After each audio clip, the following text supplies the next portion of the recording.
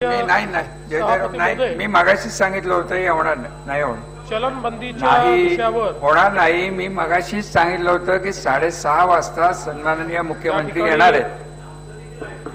नाही नाही हो, हा निर्णय झालेला आहे. विरोधी पक्षनेते निर्णय नाही, हा निर्णय झालेला आहे. निर्णय हे बघा, तसा विषय कृपा करून माझ्यासमोर घेऊ नका. अहो, मी निर्णय घेतल्यानंतर तुम्ही लोकप्रतिनिधी आहात, हा विषय नाही, हा विषय नाही. सन्माननीय मुख्यमंत्री माननीय विरोधी पक्षनेते श्री धनंजय मुंडेजी यांनी चलनबंदीच्या संदर्भातला ही चर्चा या ठिकाणी उपस्थित केली. माननीय श्री विजय भाई गिरकर, माननीय श्री नारायणराव राणे, माननीय श्री जयंतभाई पाटील, माननीय डॉक्टर नीलमताई गोरे, माननीय श्री अनिल भोसले, माननीय श्री शरदजी रणपिसे, माननीय श्री अपूर्वजी हिरे, माननीय आर्किटेक्ट अनंत गाडगीळ, माननीय श्री निरंजनजी डावखरे आणि आमचे मित्र श्री भाई जगताप यांनी या विषयावर आपलं मत व्यक्त केलं. एका गोष्टीवर खालचं सभागृह असेल, हे सभागृह असेल किंवा देशात एकमत आहे की या देशाच्या विकासामधला सगळ्यात मोठा अडसर जर काही असेल तर तो भ्रष्टाचार आणि त्या भ्रष्टाचारातनं तयार होणारा काळा पैसा. आणि या दोन गोष्टींमुळे खऱ्या अर्थानं ज्या विकासात ज्या वेगानं या देशाचा विकास व्हायला पाहिजे होता तो होऊ शकला नाही. खरं तर चलनबंदीच्या संदर्भात सगळ्यात पहिलं भाकीत जर कोणी केलं असेल की ही चलनबंदी केली पाहिजे तरी डॉक्टर बाबासाहेब आंबेडकरांनी केलं. आणि 1923 साली त्यांनी जो शोध प्रबंध लिहिला त्या प्रबंधामध्ये डॉक्टर बाबासाहेब आंबेडकरांनी त्यांचं जे शोध प्रबंध होतं त्याचं टायटल होतं प्रॉब्लेम्स ऑफ इंडियन रुपी.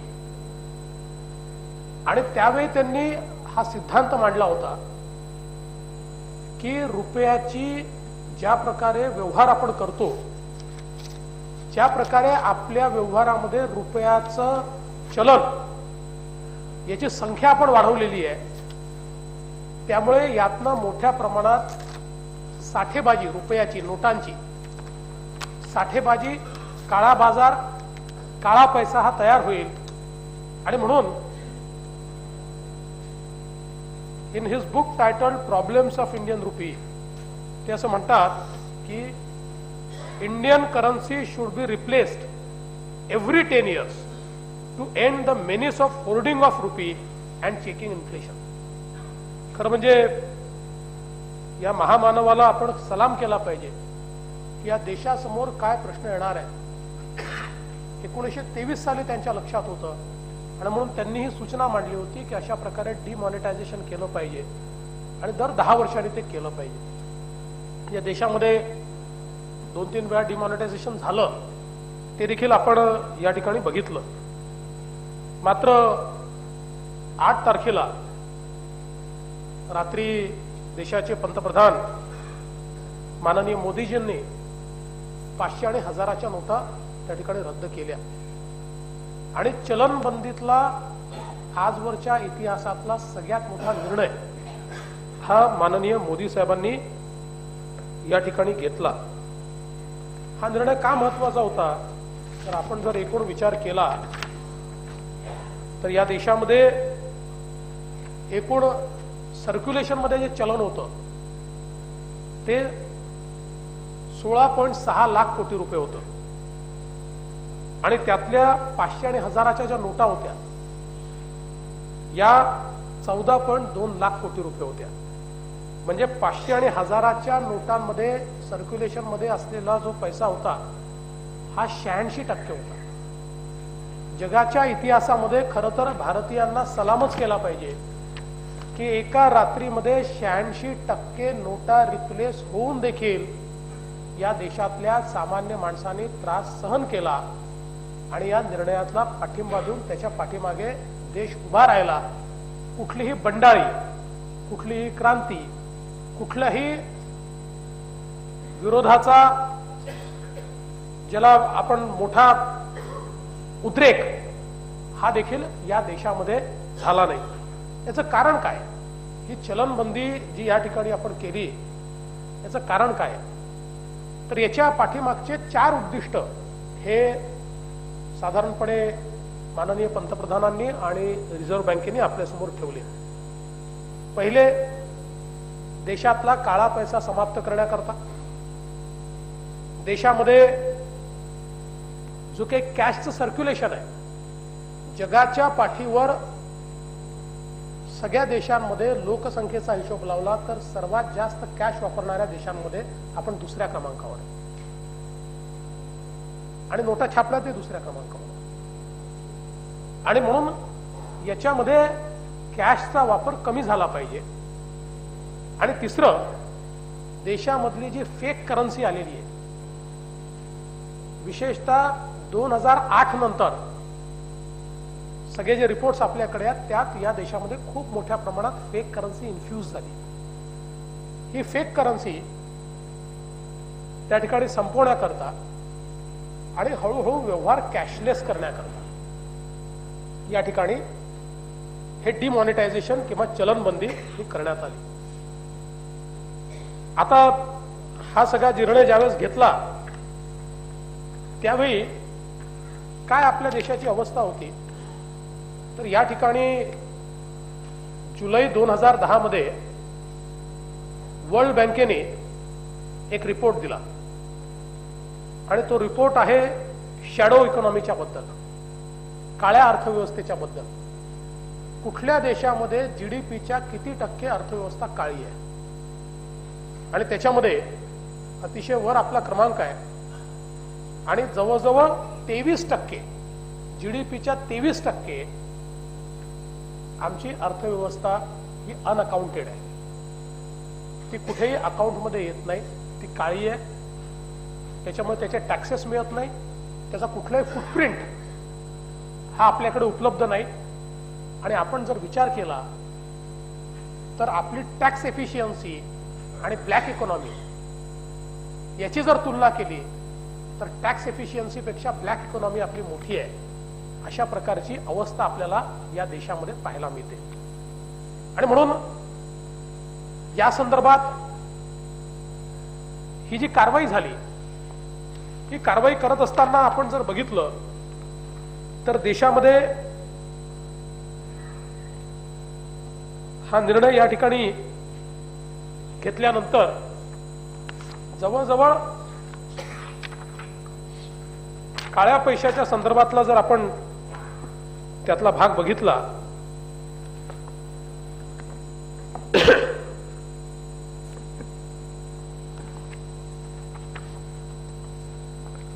साधारणपणे नोट्सचा जर हिशोब लावला तर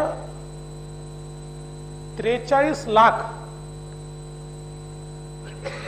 नकली नोटा 500च्या आणि जवळजवळ तेवढ्याच नकली नोटा या 1000च्या या खोट्या नोटांच्या चलनामध्ये आल्या, असं आपल्या इकॉनॉमिक सर्व्हेने 13-14 साली सांगितलं, इकॉनॉमिक सर्व्हे ऑफ इंडियाने। आणि साधारणपणे 2008 सालानंतर या देशामध्ये या काळ्या नोटांचा जो व्यवहार आहे हा वाढत गेला आणि याच्यामध्ये रिझर्व्ह बँकेने आकडेवारी देताना सांगितलं की जर आम्ही 2011 ते 2015 आमच्या अर्थव्यवस्थेचा जीडीपीचा दर बघितला, म्हणजे जीडीपी वस्तू आणि सेवांची निर्मिती आम्ही किती केली आणि त्याचं मॉनिटायझेशन केलं तर ते 30% आहे आणि आमच्या 500च्या नोटा वाढण्याचा दर 76% आहे आणि आमच्या 1000च्या नोटा वाढण्याचा दर 109% आहे। जर अर्थव्यवस्थेमध्ये 500 आणि 1000च्या नोटा 86% आहे, अर्थव्यवस्था ही 30% वाढते आहे, तर हे 76% आणि 109% कुठल्याच लॉजिकने वाढू शकत नाही। याचा अर्थ ही जी वाढ होती ती आपण तयार केलेल्या नोटांनी नव्हती। या देशामध्ये जो काउंटरफिट चलन जे या देशामध्ये आलं त्या काउंटरफिट चलनामुळे खऱ्या अर्थानं अशा प्रकारची ही व्यवस्था या ठिकाणी उभी राहिली होती. आणि म्हणून हा निर्णय घेतल्यानंतर आपण जर बघितलं तर या निर्णयाच्या संदर्भात मोठ्या प्रमाणात जागतिक दृष्ट्या याला पाठिंबा देण्यात आला. आपण बघितलं तर याच्यामध्ये IMF इंटरनॅशनल मॉनिटरी फंड यांनी सांगितलं की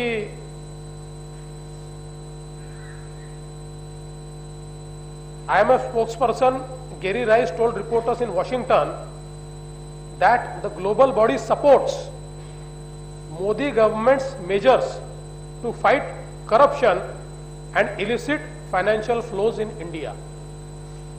त्यानंतर फोर्ब्स जे एक अत्यंत महत्वाचं वृत्तपत्र आपण समजतो त्यांनी सांगितलं की India's great bank note switch appears to be working. 30 billion in rupees deposited in banks. So far, at least, it looks it is working. The Independent हे पुन्हा जागतिक स्तरावरचं अत्यंत महत्वाचं प्रकाशन समजलं जातं जे सिंगापूर बेस्ड आहे. इंडिपेंडंट असं म्हणतं Modi does a leak on you to stamp out corruption from India. New York Times असं म्हणतं की the plan top secret until Mr. Modi's announcement was held by financial analysts as bold and potentially transformational for India. It is a high stake experiment. Washington Post असं म्हणतं की the US has reacted to this move in a very positive manner. म्हणजे जगामध्ये देखील एक असा जो विषय मांडण्यात आला की जगामध्ये लोकांनी सांगितलं आणि त्याला फार ही मूव्ह बरोबर नाही, ही वेड्यासारखी आहे, असं बिलकुल नाही. तर जगाने सांगितलं की ही मूव्ह जी आहे ही योग्य प्रकारे या ठिकाणी घेण्यात आलेली आहे. आपण जर बघितलं तर एकूण ही जी काही आपण चलनबंदी केली त्याचा जो इम्पॅक्ट आहे त्याचा जर आपण विचार केला तर आपल्या देशामध्ये पुण्याची संस्था आहे, मी संस्थेचं नाव माझ्या लक्षात नाही, आंतरराष्ट्रीय संस्था आहे, फार नावाजलेली संस्था आहे. नाही, गोखले नाही, ती फॉरेन बँकेसोबत काम करते. माझं कुठेतरी नाव आहे, आता ते राहिलं. त्यांनी एक सर्वेक्षण केलं या देशामध्ये आणि त्या सर्वेक्षणामध्ये त्यांनी सांगितलं की भारतातले व्यवहार जे आहेत 87% व्यवहार हे आपण कॅशमध्ये करतो आणि 13% व्यवहार कॅशलेस करतो. आरबीआयने जी काही प्रकाशनं दिली त्यात त्यांनी 80% व्यवहार हे कॅशमध्ये होतात आणि 20% व्यवहार हे कॅशलेस होतात असं सांगितलं. आता जर आपण अमेरिकेचा उल्लेख भाई या ठिकाणी केला, अमेरिकेमध्ये याच्या एक्झॅक्ट उलट आहे आणि जवळजवळ सगळ्या प्रगत देशामध्ये 80% व्यवहार हा कॅशलेस होतो आणि 20% व्यवहार हा कॅशमध्ये होतो. आता कॅशलेस व्यवहारामुळे काय होतं? कॅशलेस व्यवहारामुळे प्रत्येक पैशाचा फुटप्रिंट तयार होतो. जी ब्लॅक इकॉनॉमी आहे, जी कॅश मधली इकॉनॉमी आहे, त्या इकॉनॉमीचा कुठेही फुटप्रिंट तयार होत नाही. आता 11 लाख कोटी रुपये देशाच्या बँकेमध्ये आले. हा पैसा काळा आहे की गोरा आहे असा एक प्रश्न उपस्थित होतो. जनधनच्या अकाउंटमध्ये आला, हा पैसा कोणाचा आहे असा प्रश्न उपस्थित होतो. यातला सगळ्यात महत्वाचा प्रश्न असा आहे की 11 लाख कोटी होते कुठे? चलन व्यवहारात तर नव्हते, मग हे होते कुठे? त्यामुळे आता केंद्र सरकारने काय सांगितलं, आलेल्या प्रत्येक पैशामध्ये 2.5 लाखापेक्षा जास्त जे डिपॉझिट असेल त्याची पडताळणी केली जाईल. तो पैसा काळा आहे का गोरा आहे हे एस्टॅब्लिश होईल. तो काळा असेल भाई तर त्याच्यावर 50% दंड होईल, 30% टॅक्स, 10% सरचार्ज आणि आता कायदा करून मोदीजींनी 10%चा गरीब कल्याण कोष तयार केला आणि त्यामुळे त्यातले 10% गरीब कल्याण कोष मध्ये जाते. जे लोक याचा कंप्लायन्स करणार नाही त्यांना 80% पैसे द्यावे लागतात आणि जे लोक तरीही कंप्लायन्स करणार नाही आणि ज्यांच्याकडे छापे पडतील, छापे पडल्यानंतर ज्यांच्याकडे हे सगळं सापडेल त्यांचे 90% पैसे सरकार जमा होतील, 10% पैसे त्यांना मिळतील. म्हणजे मला असं वाटतं की काळ्या पैशाच्या विरुद्ध इतकं मोठं, इतकं कडक धोरण हे यापूर्वी कधी आखण्यात आलं नव्हतं. त्यामुळे आता हे 11 लाख कोटी रुपये आले.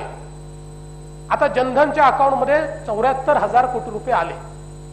हे 74,000 कोटी रुपये जे जनधनच्या अकाउंटमध्ये आलेले आहेत, माननीय पंतप्रधानांनी सांगितलं की आम्ही कायद्याचे पडताळणी करू, कायदा करू आणि ज्याच्या अकाउंटमध्ये आले ते त्याचेच होतील.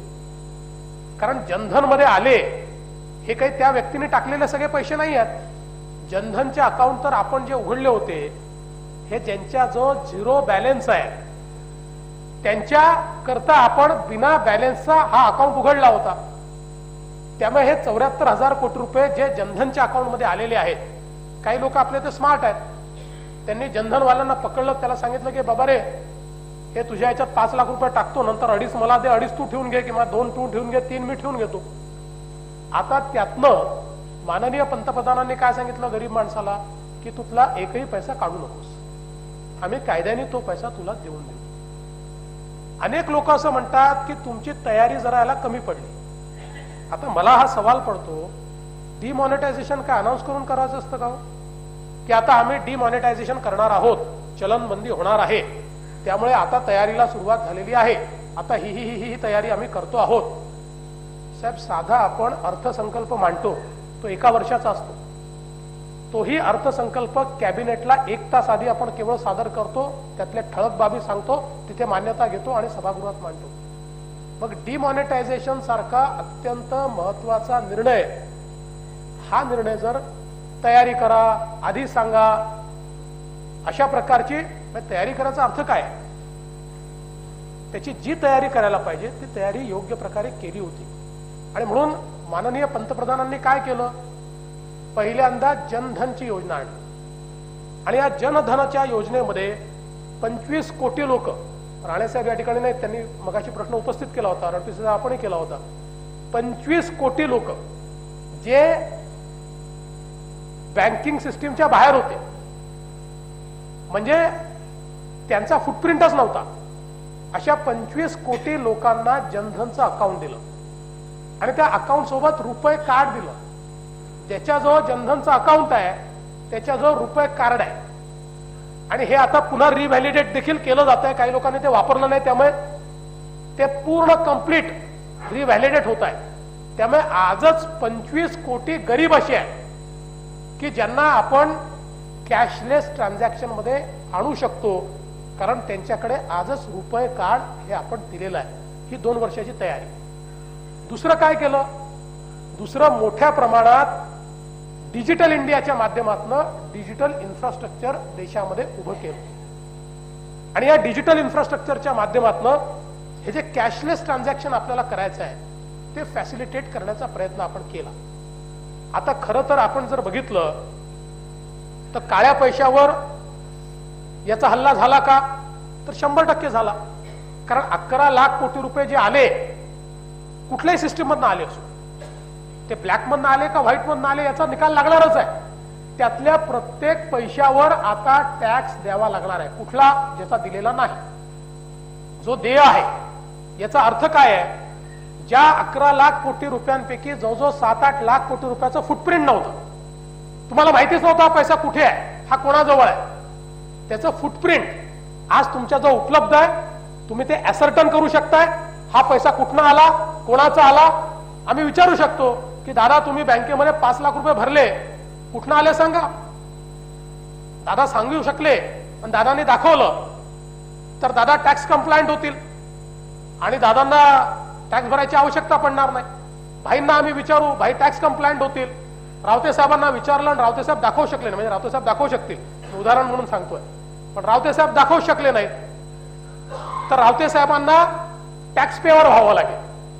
म्हणजे काय झालं, तुमच्या टॅक्स नेटमध्ये एवढे लोक आले जे कधीच टॅक्स भरत नव्हते, त्यांचं फुटप्रिंट तुम्ही तयार केलं, तेवढ्या लोकांना तुम्ही टॅक्स नेटमध्ये आणलं, तो सगळा पैसा अकाउंट फॉर केला, आणि मग हे 11 लाख कोटी रुपये जे आले आहेत, आणि 14 लाख येतील, 15 लाख येतील, जे काही यायचे सगळे पैसे येतील कदाचित, हे पैसे वापरले कुठे जातील भाई?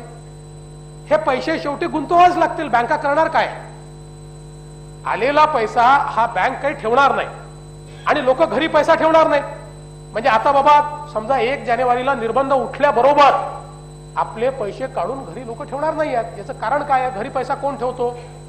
एकतर बिझनेसमध्ये कॅश इन हँड ज्याला असते तो ठेवतो, किंवा दुसरा ज्याला तो पैसा बँकेत ठेवता येत नाही कारण तो काळा आहे, टॅक्स द्यायचा नाही आहे, टॅक्स दिला नाही आहे, असाच व्यक्ती बँकेत पैसा ठेवतो. तर कॅश इन हँड आहे, कॅश इन हँड आहे ते, असे बरेच लोक आहेत, आणि त्यातल्या प्रत्येक पैशाचं टॅक्स भरलेला आहे. पण कॅश इन हँड, मी सवाल विचारतो, इथे बसलेले जेवढे लोक आहेत यांच्यापैकी किती लोकांकडे आहे तो कॅश इन हँड? इथे बसलेल्या, म्हणजे ज्या दिवशी डिमॉनिटायझेशन झालं, माझा अंदाज असा आहे की 10, 15, 20 हजार रुपयाच्या वर कोणाच्याही घरी पैसे नव्हते, फारशे नव्हते, मला नाही वाटत. चला 1 लाख समजू, 1 लाख, त्याच्यावर तर नव्हते. नाही 1 लाख असतील, त्याच्यावर तर नव्हते, त्याच्यावर तर नव्हते. मग याचा अर्थ काय आहे? माणूस पैशाची थप्पी घरी कधी ठेवतो? कोट्यावधी रुपये कधी ठेवतो? लाख रुपये ठीक आहे, राहिले तर काही फरक पडत नाही. कोट्यावधी रुपये कधी ठेवतो तो घरी? तो तेव्हाच कोट्यावधी रुपये ठेवतो जेव्हा ते बेहिशोबी असतात, ते काळे असतात, त्याच्यावर टॅक्स भरायचा नसतो. नाही तर कोण चोराला आमंत्रण दिलो की माझ्या घरी एवढे पैसे, मला टॅक्स भरलेला आहे तरी मी कॅश घरामध्ये ठेवणार आहे? त्यामुळे आता बँकेमध्ये जे 11 लाख कोटी रुपये आलेले आहेत, यातले पैसे विड्रॉ कशा करता होतील? एक्सपेन्सेस करता होतील. एक्सपेन्सेस करता झाले तरी अर्थव्यवस्थेला चालना मिळेल, आणि जे बँकेमध्ये असतील ते गुंतवले जातील. कारण बँक तर पैसा आपल्याकडे ठेवू शकत नाही, बँकेला यातला प्रत्येक पैसा हा गुंतवावा लागेल. म्हणजे अर्थव्यवस्थेमध्ये या 11 लाख कोटीपैकी समजा आपण 75% पैसा जरी म्हटला, माझं गणित कच्चं आहे त्यामुळे 10 लाखावर 75% 7.5 लाख होतात, त्यामुळे 7.5 सांगतो, 11वर किती होतात माहिती नाही, त्यामुळे 7.5 लाख कोटी रुपये जर गुंतवले गेले तर देशाच्या अर्थव्यवस्थेला मोठी चालना मिळेल. या देशामध्ये आपण चायनाशी स्पर्धा करतो. मुंडे साहेब, चायनाशी स्पर्धा करताना आपल्यासमोर अडचण काय आहे? आपल्यासमोर मोठी अडचण अशी आहे की त्यांना जे कॅपिटल मिळत आहे हे कॅपिटल 4%, 5%, 6% मिळत आहे. डॉलरचा जर हिशोब लावला तर 6% कॅपिटल आहे. आपलं कॅपिटल कितीचं आहे? आपलं 8%, 9%, 10%, 12% कॅपिटल आहे. हे कॅपिटल का बरं आहे आपलं 12%? कारण इन्फ्लेशन आहे. इन्फ्लेशन का बरं आहे? कारण सर्क्युलेशन मधनं पैसा बाहेर आहे, त्यामुळे बँकांचा पैसा नाही आहे. त्यामुळे मॉनिटरी पॉलिसी आणि फिस्कल पॉलिसीमध्ये पैशाचा फ्लो बँकांना ऍडजस्ट करण्याकरता हाय रेट ऑफ इंटरेस्ट ठेवावा लागतो. आता जर एवढे पैसे बँकेजवळ आले तर बँकांना रेट ऑफ इंटरेस्ट देखील लेंडिंगचा खाली न्यावा लागेल. तो रेट ऑफ इंटरेस्ट लेंडिंगचा खाली गेला तर रेट ऑफ इन्फ्लेशन खाली येईल. तर आम्ही ग्लोबल कॉम्पिटिटिव्ह, आज 7-8 लाख कोटी रुपये जे बँकेतले आहेत ते जर आपल्याला वेगवेगळ्या गोष्टीमध्ये गुंतवता आले आणि ते जर लो कॉस्ट बॉरोइंग झालं तर त्यातनं आपल्याला मोठ्या प्रमाणात या गुंतवणुकीतनं रोजगार तयार होईल. त्यामुळे ही गोष्ट खरी आहे. ही कोणीही, मगाशी भाई तुम्ही आकडे वाचून दाखवले, ते आकडे चूक नाही आहेत. मलाही 100% माहिती आहे की पहिल्या 3, 4, 5 महिन्यामध्ये राज्याला नुकसान होईल, निश्चितपणे होईल, ते होणारच आहे. कारण डिमॉनिटायझेशन झालंय. जसं आपण जुन्या करन्सीत भरायला सांगितलं तर फायदा झाला, पटापट लोकांनी बिलं भरून टाकले, कॉर्पोरेशनला 1000-1500 कोटी रुपये मिळून गेले, आमच्या MSEBला 400-500 कोटी रुपये मिळून गेले. पण आता थोडस त्याचा वेग मंदावलेला आहे. त्यामुळे कुठल्याही डिमॉनिटायझेशन नंतर आपण जर बघितलं तर जेवढे फायनान्शियल अनालिस्ट आहेत या सगळ्यांनी सांगितलं की सुरुवातीच्या काळामध्ये ग्रोथ रेटवर त्याचा परिणाम होईल फॉर फर्स्ट 6 months, आणि त्यानंतर for 2 years it will be accelerated growth. आणि याला काही फार इकॉनॉमिक्सच्या सिद्धांताची आवश्यकता नाहीये. पैसा चलन बाहेर आलं तर ग्रोथ रेट कमी येईल, ते चलन मार्केटमध्ये जाईल, बँकांच्या माध्यमातून तर ग्रोथ रेट वाढेल. हे तर शेवटी डिमांड अँड सप्लायचा साधा रूल आहे. त्याच्यामुळे देशामधलं ज्याचं फुटप्रिंट नव्हतं अशा प्रकारचं सगळं चलन हे आज बँकांच्या माध्यमातून त्याचं फुटप्रिंट आपण तयार करतोय, ते टॅक्सेबल करतोय. आता हे करत असताना काही लोकांना परत ही चिंता आहे की शेतकऱ्याचं काय होणार, मग तुम्ही त्याच्यावर टॅक्स लावणार का? माननीय पंतप्रधानांनी अतिशय स्पष्ट शब्दात सांगितलेलं आहे की शेतीचं उत्पन्न त्यांनी दाखवलं तर त्याच्यावर कुठलाही टॅक्स लागणार नाही.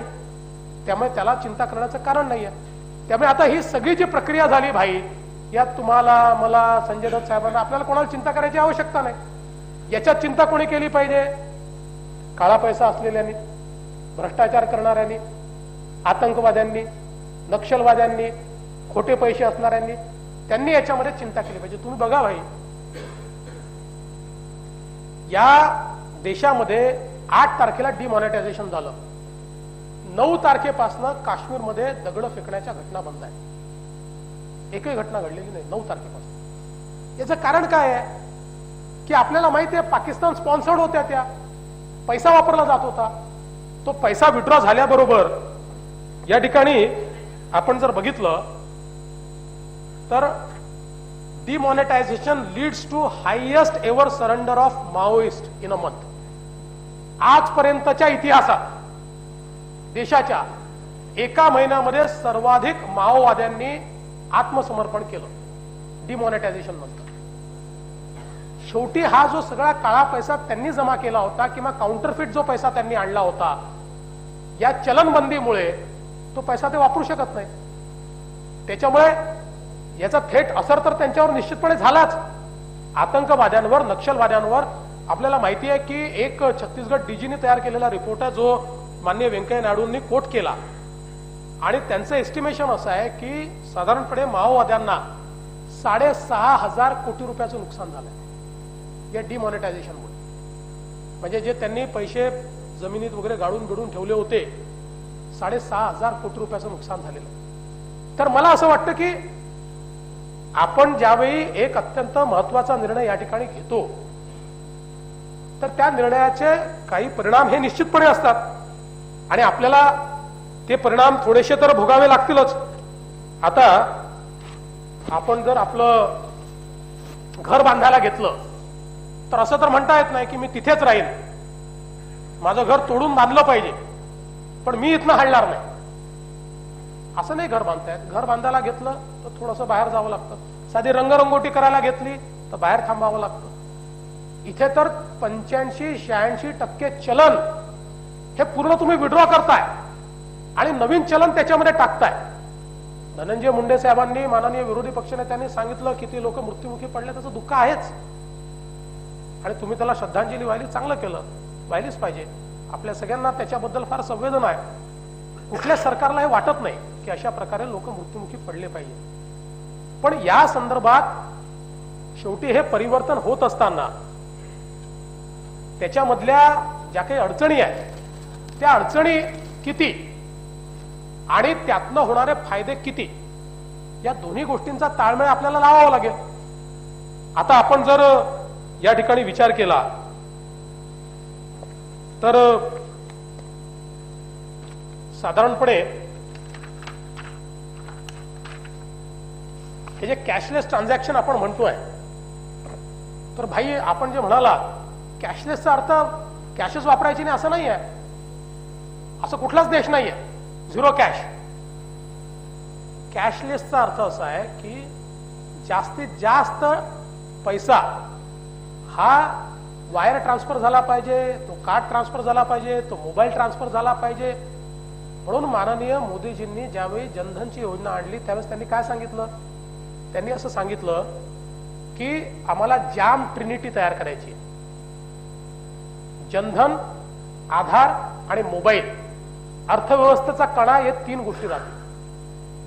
आणि आज मोबाईलचे गेटवे आता असे तयार झाले आहेत की ज्या माध्यमातून आपण पेटीएमचं या ठिकाणी बोलतो. मगाशी कोणीतरी म्हणाला पेटीएम चायनीज कंपनी वगैरे. साहेब, पेटीएम ही भारतीय कंपनी आहे. चायना एफडीआय मध्ये अलिबाबाने त्याच्यामध्ये 40% गुंतवणूक केली आहे. आपल्या इथे एफडीआय मध्ये अलाउड आहे, पण एफडीआय मध्ये जेव्हा गुंतवणूक होते आणि 51% चेक आपल्याकडे असतात, तेव्हा ती चायनीज कंपनी होत नाही, त्याला कुठले अधिकार मिळत नाही त्याच्यामध्ये शर्मा नावाच्या भारतीय माणसाने पेटीएम 4-5 वर्षापूर्वी सुरू केलं आणि त्याचे 60% स्टेक्स त्याच्यामध्ये आहेत, अलिबाबाचे 40% स्टेक त्याच्यामध्ये आहेत, शुद्ध पूर्णपणे भारतीय कंपनी आहे आणि 10 कोटी लोक हे पेटीएम वापरतात आणि आता आपल्याला मोबाईलच्या माध्यमातून सगळ्या प्रकारचे पेमेंट करता येतात आणि आता केंद्र सरकार याच्यामध्ये इंटर ऑपरेटेबिलिटी देखील करते आहे. त्याच्याने होणार काय आहे, ज्याचा जो स्मार्टफोन आहे तो ऍपवरनं करेल, ज्याचा जो स्मार्टफोन नाही तो SMS वरनं करेल, ज्याच्या जो दोन्ही गोष्टी नाही त्याला रुपे कार्ड आहे, त्याला पॉइंट ऑफ सेल मशीन आहे, ज्याच्या माध्यमातून हे सगळे व्यवहार तो करू शकेल.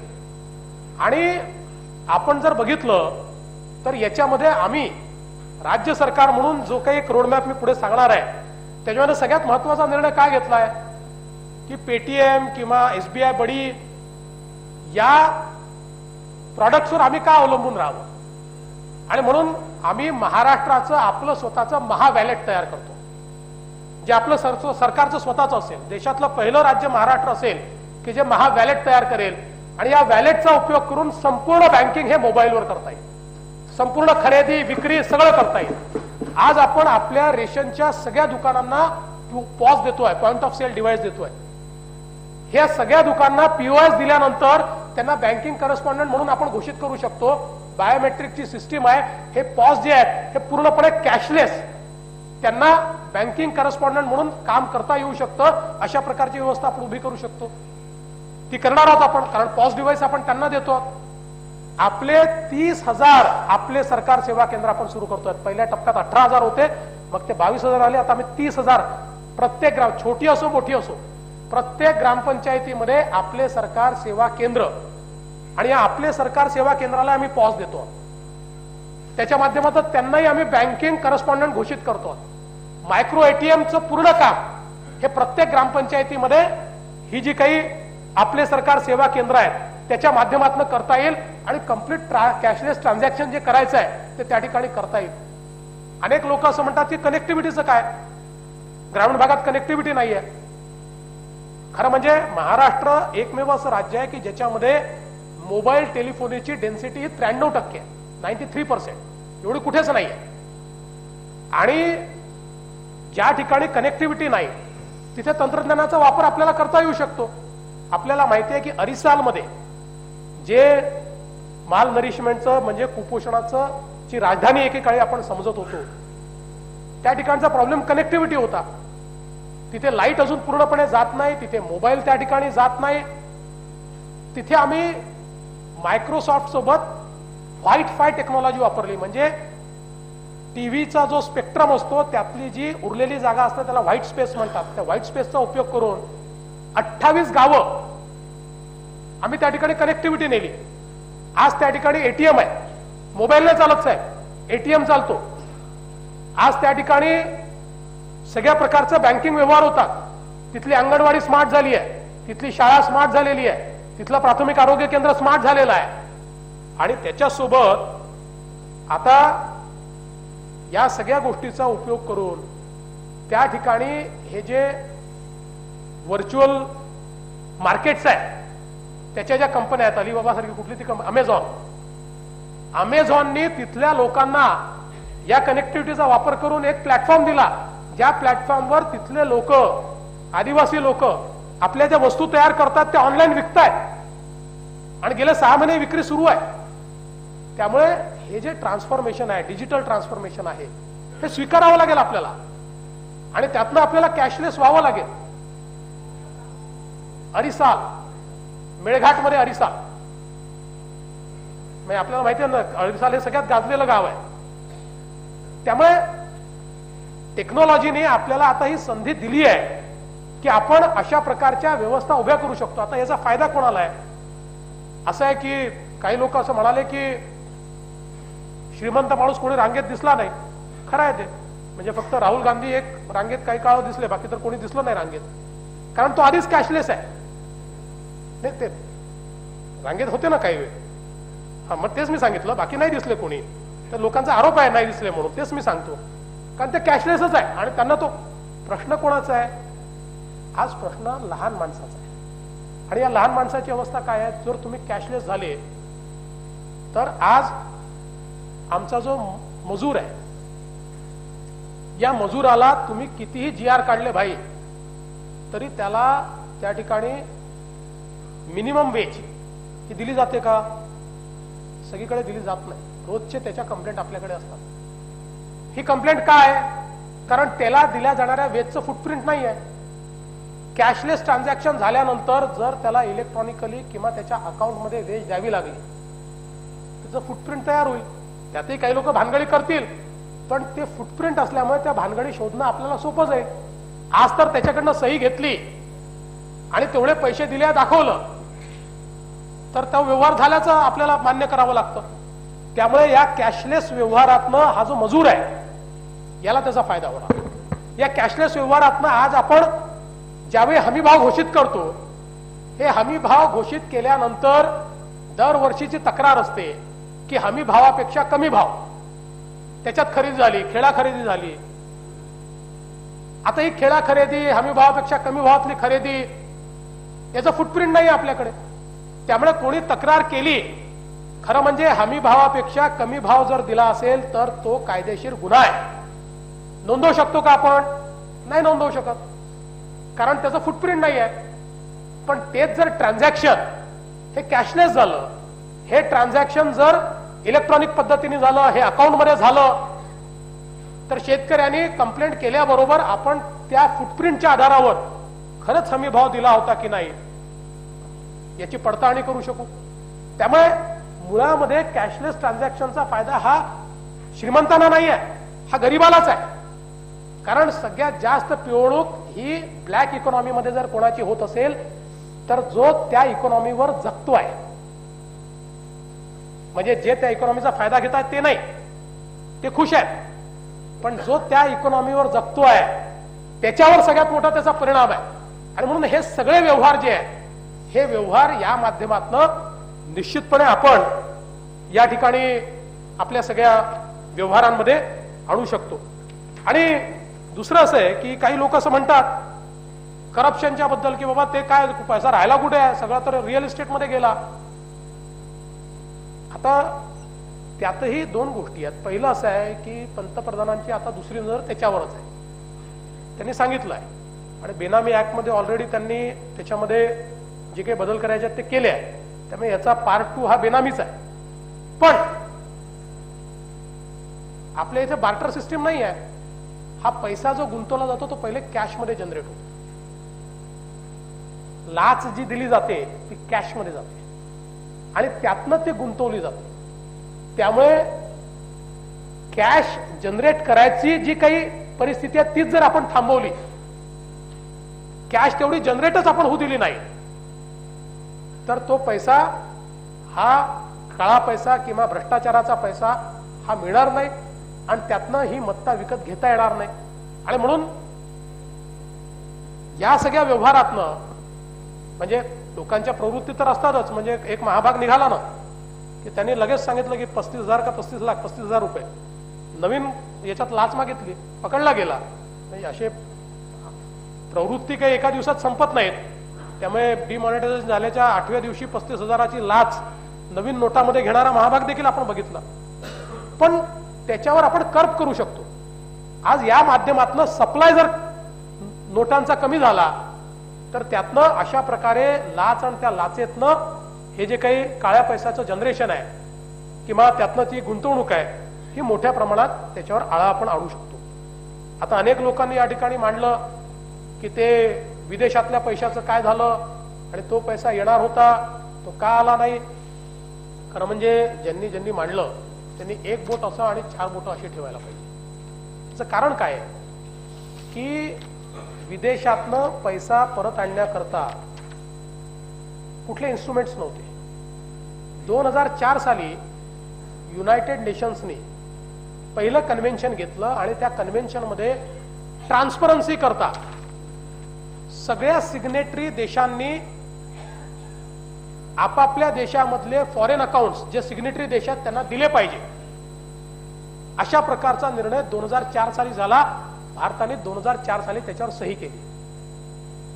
सही केल्यानंतर माहिती मिळण्याकरता आपल्याला ते मुंडे साहेब रेटिफाय करणं आवश्यक होतं. The government had to ratify. 2004 सालापासून 2011 सालापर्यंत आम्ही रेटिफिकेशन केलं नाही. 2011 सालामध्ये सुप्रीम कोर्टाने SIT तयार करून सांगितलं की तुम्ही जर रेटिफाय केलं नाही तर आता आम्ही निर्णय देऊ आणि आमच्या निर्णयाने हे आम्ही रेटिफाय करू. त्यावेळी आपण ते रेटिफाय केलं. आता मला सांगा की ज्यांनी काळा पैसा बाहेर नेलाय ते का 6 वर्ष कंचे खेळत होते का? त्यांना समजत नाही. 6-6, 7-7, 8-8 वर्ष एक कन्व्हेन्शन ज्याच्यावर आपण सही केली आहे त्याचं रेटिफिकेशन आपण करत नाही. आता या 2 वर्षात काय केलं असं आपण विचारताय. या 2 वर्षातली उपलब्धी काय आहे? याही जे कन्व्हेन्शन आपण ज्याला रेटिफाय केलं तेही लिमिटेड होतं. त्याचा स्कोप लिमिटेड होता. त्याच्यामुळे सगळी इन्फॉर्मेशन मिळण्याचा अधिकार आपल्याला नव्हता किंवा त्या कन्व्हेन्शनच्या अंतर्गत मिळणारी इन्फॉर्मेशन ही क्लासिफाईड होती. त्यातल्या काही देशांनी असं म्हटलं होतं की आमची इन्फॉर्मेशन तर देऊ, ती डिस्क्लोज करता येणार नाही. काहींनी म्हटलं होतं इन्फॉर्मेशन देऊ, तिला न्यायालयात वापरता येणार नाही. आता या 2 वर्षामध्ये जगातल्या सगळ्या टॅक्स हेवन्सशी माननीय मोदी साहेबांनी बायलॅटरल अग्रीमेंट्स केले डिस्क्लोजरचे. आणि या बायलॅटरल अग्रीमेंटमध्ये आता दोन्ही देशांनी एकमेकाच्या देशांमधले कुठलेही खाते भारतीयांना जे खाते त्या देशांमध्ये असतील किंवा त्यांचे ते थेट सगळी माहिती ही आपल्या देशाला मिळू शकेल अशा प्रकारचे करार झाले. आणि म्हणून गेल्या 1 वर्षामध्ये जो फॉरेन मनी आपल्याकडे आला, जप्त होऊन आला अकाउंट्स मधनं, तो गेल्या 20 वर्षातला हायएस्ट आहे. सर्वात जास्त पैसा आलेला आहे आणि अजूनही येईल. पण याच्यामध्ये आपण हे समजून घेतलं पाहिजे की शेवटी काळ्या पैशाशी लढायचं असेल तर त्याकरता मानसिकता पाहिजे, ताकदीनं त्याच्या पाठीशी उभं राहायला पाहिजे. काळ्या पैशाच्या विरुद्ध बोलणं सोपं आहे, पण पहिल्यांदा एक पंतप्रधान असे निघाले की जे काळ्या पैशाबद्दल केवळ बोलत नाही आहे तर त्यांनी त्याच्याबद्दल ठाम भूमिका घेतली, त्या भूमिकेची अंमलबजावणी केली. आणि आता बँकिंगचे व्यवहार झाले पाहिजे हे माननीय मनमोहन सिंगांनी देखील सांगितलं होतं. कॅशलेस इकॉनॉमी झाली पाहिजे माननीय मनमोहन सिंगजींनी देखील सांगितलं होतं. अनबँक्ड जे आहेत त्यांना सगळ्यांना बँकेच्या परव्ह्यू मध्ये आणून त्याचं फुटप्रिंट तयार करा हे मनमोहन सिंग साहेबांनी देखील सांगितलं होतं.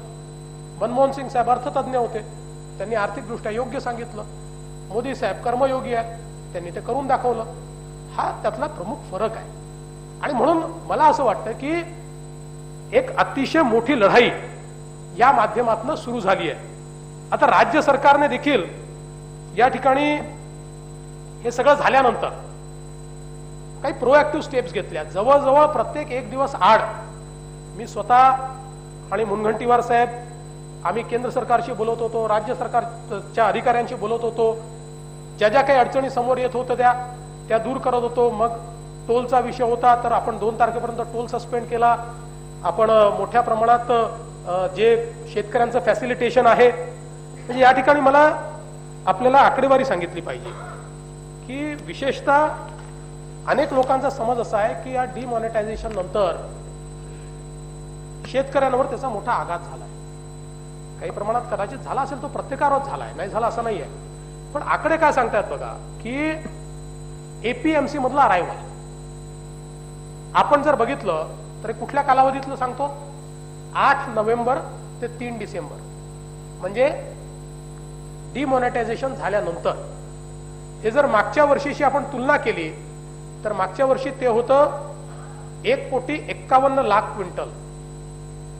आता याच कालावधीमध्ये या वर्षी ते आहे 1,67,00,000 क्विंटल. म्हणजे मोठ्या प्रमाणात त्याच्यामध्ये वाढ झाली आहे. आणि पहिले 1-2 दिवस APMC त्रास झाला, पण तात्काळ राज्य सरकारनं त्याबद्दल प्रोएक्टिव्ह भूमिका घेतली. तिथले शेतकरी असतील, अडतिया असतील, व्यापारी असतील, बँका असतील, यांचा समन्वय घडवून आणला आणि त्या समन्वयाच्या माध्यमातून तिथले व्यवहार नीट सुरू झाले. आत्ता माझ्याजवळ मुंडे साहेब या ठिकाणी किती एपीएमसी सुरू होत्या रोज आणि त्यांनी काय खरेदी केली याची माहिती देखील आहे आणि कुठनंही ही तक्रार आली नाही. खरीपाची जे काही माल मार्केटमध्ये आला तो सगळा माल या ठिकाणी विकत घेतला. आपण कापसाच्या संदर्भात सांगितलं, त्याची आकडेवारी मी ऑफिशियल आपल्याला देतो.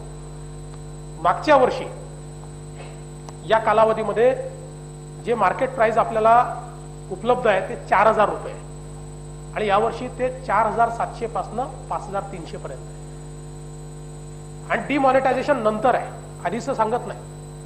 त्याच्यामुळे दुसरं असं आहे की रबीच्या पेरण्यांचं काय झालं नेमकं, रबीवर खूप त्याचा परिणाम झाला का पेरण्यांवर, तर मला या ठिकाणी सांगितलं पाहिजे की एकूण रबीचं क्षेत्र आपल्या राज्यामध्ये 54,75,000 हेक्टर एवढं आहे. आतापर्यंत जी पेरणी झाली आहे ती 45 लाख हेक्टरवर झाली आहे, म्हणजे 82% पेरणी रबीची झाली आहे आणि ही पेरणी गतवर्षीपेक्षा 109% आहे, 109% जादा आहे. हरभऱ्याचा जर आपण विचार केला तर 2015 मध्ये 12 लक्ष हेक्टर होता, तो 2016 मध्ये 15.63 लक्ष हेक्टर म्हणजे 119% आहे. मक्याचा जर आपण विचार केला तर तो 122% आहे. आणि हे होत असताना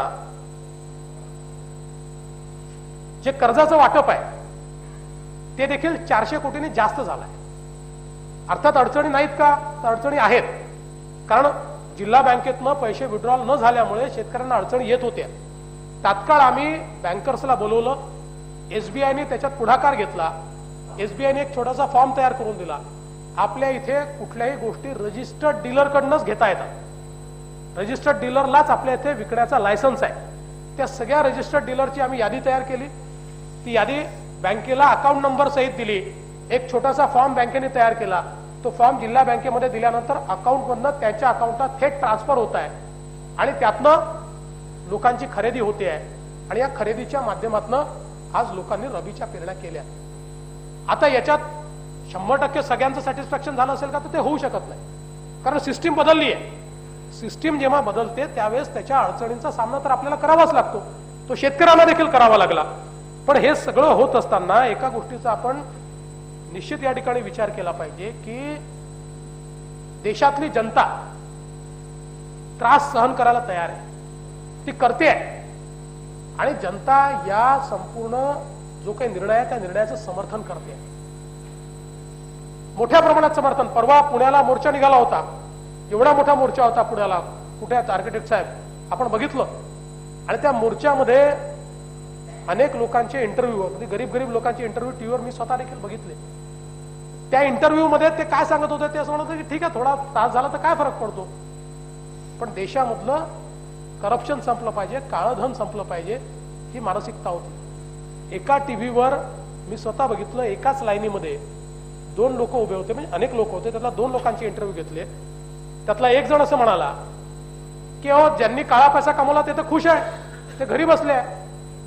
हे ठीक आहे, काळा पैशाच्या विरुद्ध झाला पाहिजे, आमचं पूर्ण समर्थन आहे, पण रांगेत तर आम्हालाच उभं राहावं लागतं.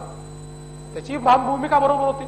एक बाई त्याच्या समोर उभी होती, ती असं म्हणाली की आपल्या देशाचे जे सैनिक हे सीमेवर लढतात त्यांचं पाकिस्तानशी कुठलंही शत्रुता नाही, वैयक्तिक भांडण नाही आहे त्यांचं पाकिस्तानशी, पण पाकिस्तान या देशाचा शत्रू आहे म्हणून ते लोक आपल्याकरता त्या ठिकाणी भांडतात.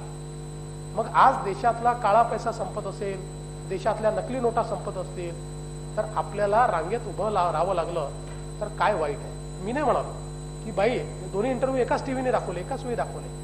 त्यामुळे समाजामध्ये अडचणी आहेतच, पण त्या अडचणी सहन लोक करतात, कारण लोकांना माहिती आहे की पहिल्यांदा इतक्या मोठ्या प्रमाणात याच्यावर आघात झालेला आहे. काळ्या पैशाच्या विरुद्ध पहिल्यांदा इतकी महत्वाची लढाई ही या ठिकाणी लढली जाते आहे.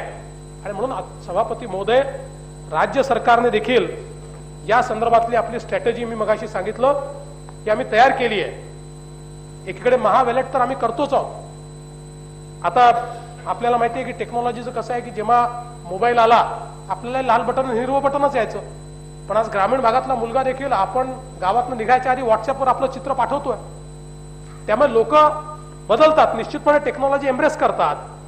आपण जर बघितलं तर आता आपण असा निर्णय केला आहे की पहिल्या टप्प्यामध्ये मोठ्या प्रमाणात कॉलेज स्टुडंट जे आहेत यांची मदत आपण घेणार आहोत आणि त्यांच्या माध्यमातून आपण एक कॅशलेस महाराष्ट्र व्हॉलेंटियर्स अशी टीम तयार करतो. परवा जी पुण्याची इंदिरा इन्स्टिट्यूट आहे त्याच्या स्टुडंट सोबत आमचं इंटरॅक्शन आहे. वेगवेगळ्या इन्स्टिट्यूशन समोर येत आहेत. मोठ्या प्रमाणात तरुणाई समोर येते आणि तरुणाईची मानसिकता आहे की आम्ही लोकांना जाऊन कॅशलेस ट्रान्झॅक्शन काय आहेत ते शिकवू, ते आम्ही लोकांना समजावून सांगू आणि ही पूर्ण या ठिकाणी वाहिनी आम्ही तयार करू आणि त्या माध्यमातून लोकांना ट्रेन करण्याचा प्रयत्न करू. हे काही लगेच आपण काही सगळे पैसे तर विड्रॉ करत नाहीये, पण तरी देखील प्रयत्नपूर्वक या देशाच्या अर्थव्यवस्थेचा 50% भाग जरी आम्ही कॅशलेस करू शकलो, 50%, तरी देखील हा देश इतका झपाट्यानं बदलेल की या देशाला कोणी रोखूच शकणार.